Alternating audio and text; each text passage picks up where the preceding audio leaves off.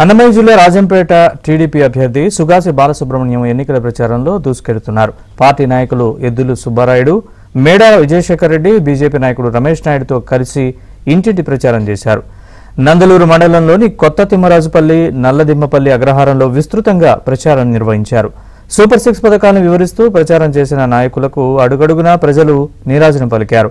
నియోజకవర్గంలోని అన్ని సమస్యలు తనకు తెలుసని, కూటమి అధికారంలోకి రాగానే వాటిని పరిష్కరించేందుకు కృషి చేస్తానని బాలసుబ్రహ్మణ్యం తెలిపారు. ఎమ్మెల్యేగా తనను, ఎంపీగా మాజీ సీఎం కిరణ్ కుమార్ రెడ్డిని గెలిపించాలని ఆయన కోరారు.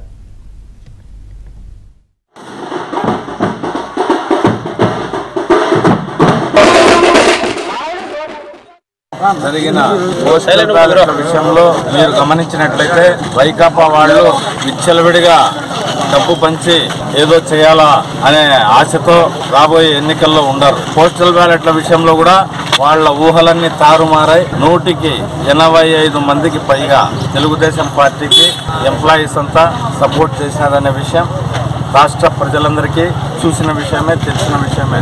రాబోయే ఎన్నికల్లో 13వ తేదీ జరిగే ఓటింగ్లో కూడా ఇదే ట్రెండ్ కంటిన్యూ అవుతుంది.